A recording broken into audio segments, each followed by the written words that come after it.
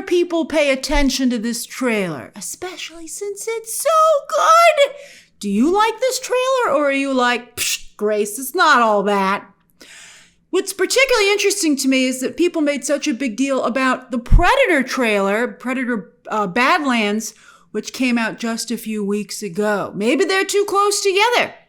But everyone was going crazy about that trailer because not only did it seem to show a tie-in between Predator and Alien yet again, because Elle Fanning is playing a synthetic from Weyland-Yutani, but there was like a freaking skull some people spotted from Independence Day.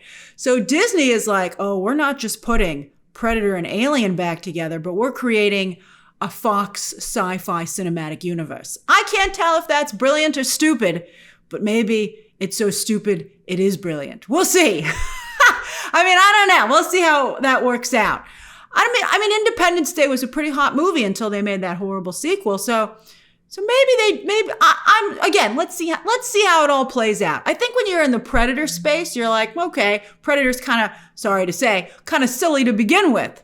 But Alien's supposed to always be a little bit more intellectual. That's why I think historically it's been more tied to Blade Runner. And are we going to loop Blade Runner into all of this as well?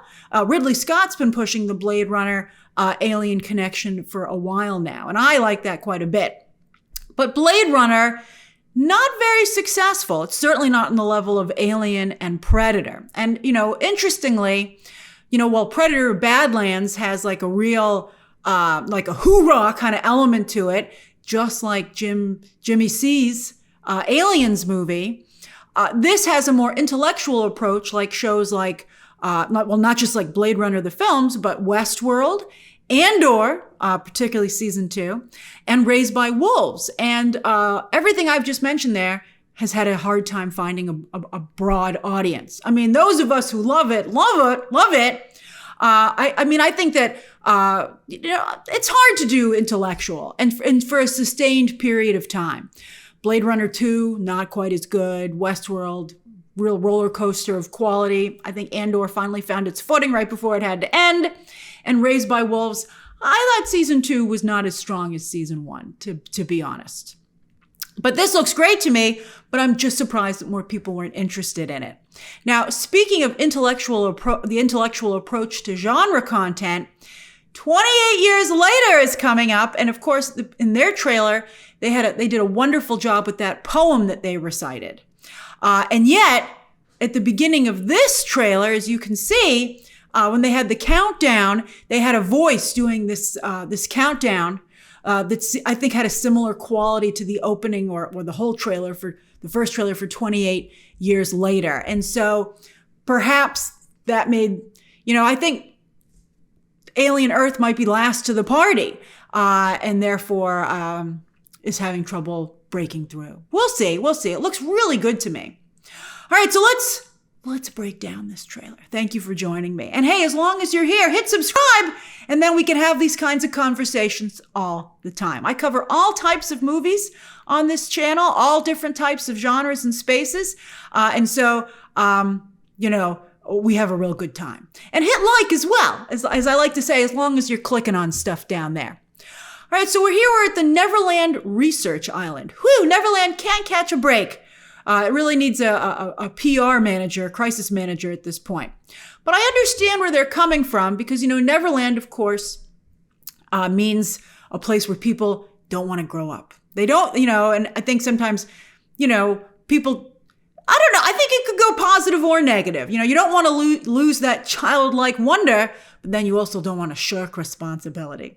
But it's a great choice because we're about to have a little girl find out that she's not going to have to, she's going to kind of do both, but she's going to live forever because they're putting her in the body of a synthetic. So I think that you maybe would think, well, then why don't we do a male lead to be like Peter Pan?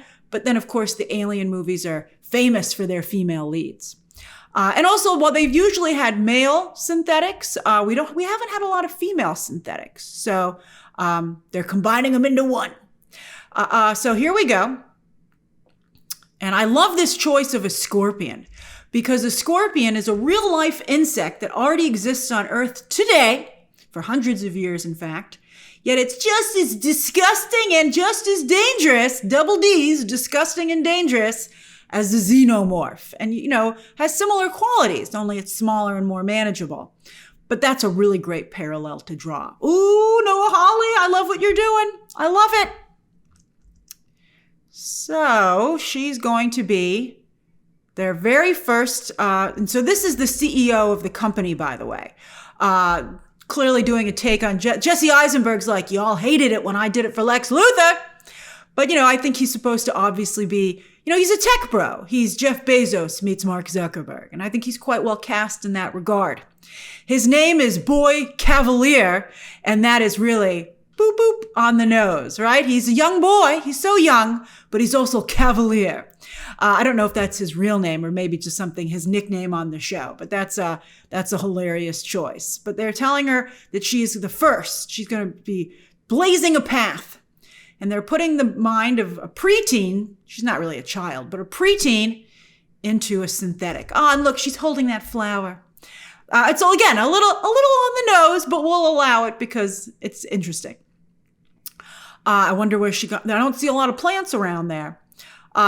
She maybe should have given the flower to the synthetic, right? Like, yeah, I'll see you on the other side. I'll pick this up in just a minute. Now, I think obviously, I hope they have a psychiatrist on hand. Maybe that's who that other lady was. But I think there's a lot of complications of putting the mind of someone who is not an adult into an adult body. The only reason I can think why they would do that, it is tech bros. They seem to be missing as Jennifer Aniston so infamously said about Brad Pitt, missing a sensitivity chip. But I can only imagine that they can only do the transfer once. And so they're giving her a body that she can grow into. And, while the body is technically that of an adult, they haven't given her, like a super adult figure. So I think, as far as, I think that should help ease the transition. But I'll be curious to see how they explore that. I have to say, I haven't seen too much of that in this trailer. I don't think the character acts too much like a child. Maybe she's mature for her age. But Noah Hawley, this is a very fine line to walk. And I hope you and your writing team take it seriously.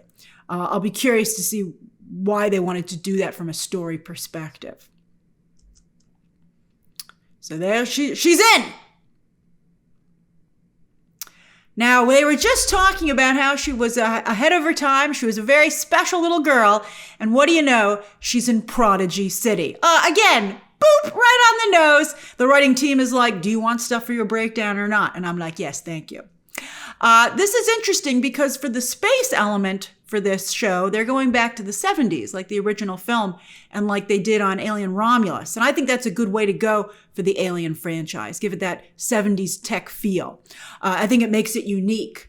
But yet this city feels more advanced, like the later Alien movies that Ridley Scott made. So I wonder, I think it's like, was this ship out there for a long time? Like, imagine if a ship were to crash land that used like floppy disk technology. Everybody would be like, what are we supposed to do with this? So I'll be curious to see how they explain the difference in technology.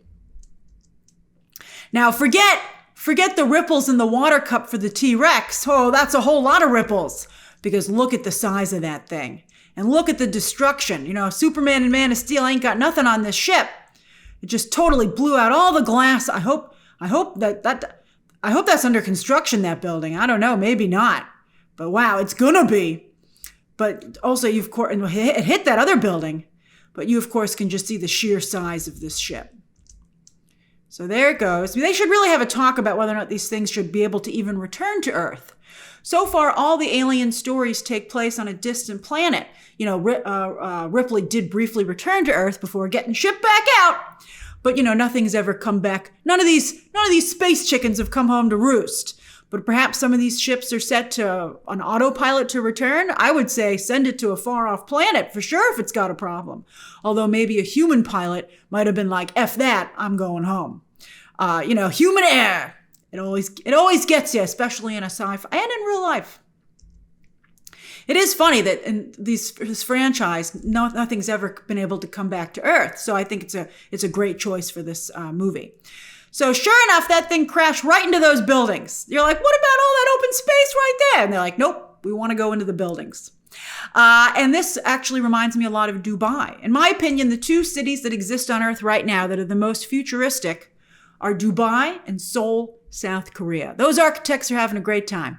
And they're truly stunning. You know, interestingly, like in London tries to be very forward with some of their architecture, but King Charles, as he, now known, has made it one of his goals to maintain and preserve the architecture of old England so it doesn't lose its identity. And so that's why you have them kind of coexisting in London, which gives London such a unique feel. I think it's a good idea to do it that way, to have both. But I guess, I'd be curious for those of you who maybe live in Dubai and Seoul, South Korea, how are they preserving their history while also charging so boldly into the future? So I think these are some soldiers there. They're like, man, this is going to involve us, I guess. And you're like, yep.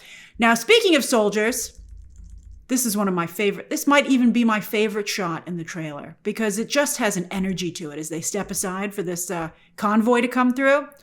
I love a good armored convoy. Those are great sequences. Christopher Nolan really did a fantastic one in The Dark Knight, and Christopher McQuarrie did a pretty darn good job copying him in Mission Impossible Fallout. But I love it. I love the energy. I love the let's get stuff done.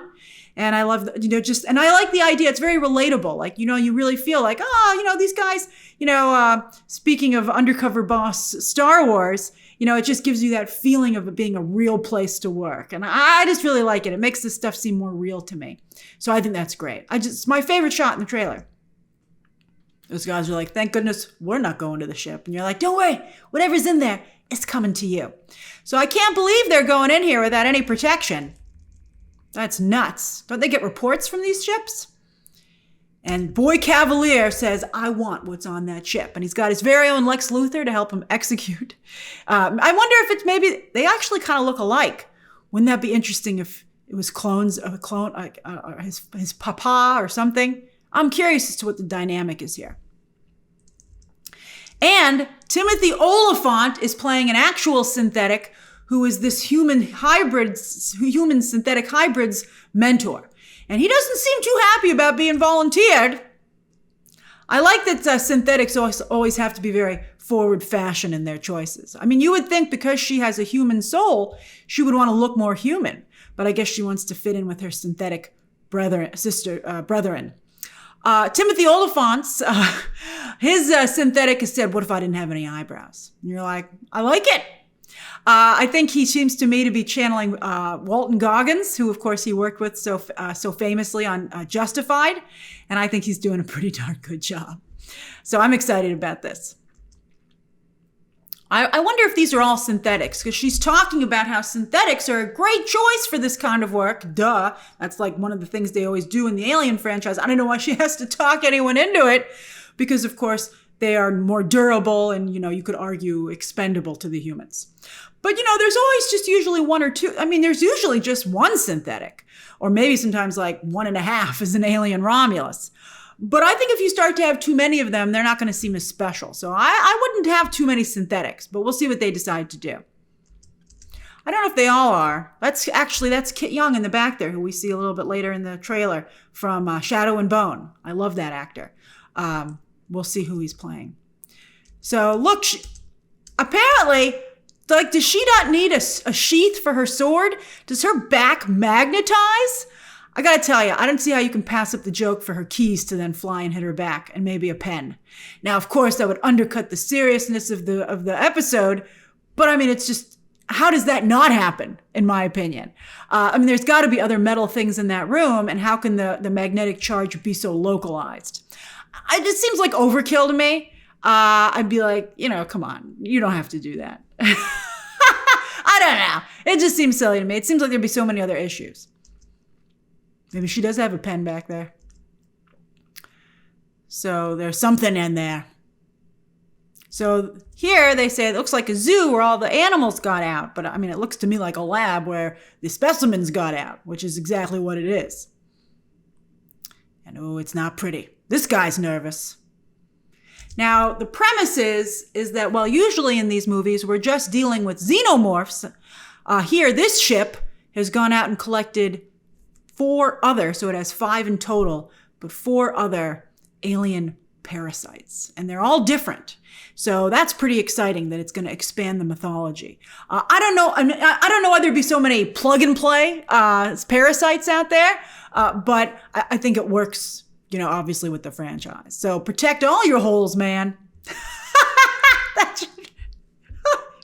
That should be the slogan for this show. Because usually, so he says they're monsters. And then to really drive it home, here's the picture drawn of a little child and a monster. And it's a child drawing. Now, she still draw like a child? Did somebody else draw it? We'll find out. And that child seems drawn to the monster, perhaps like she will be to the parasites. Noah Hawley, control yourself, Noah Hawley. He's like, we'll just do, metaphor upon metaphor upon metaphor. Now, look at that puff of blood. And I guess maybe these are synthetics because they don't seem that concerned. Those are soldiers. Maybe the humans are winning. That looks bad. So here are our soldiers at the Neverland facility.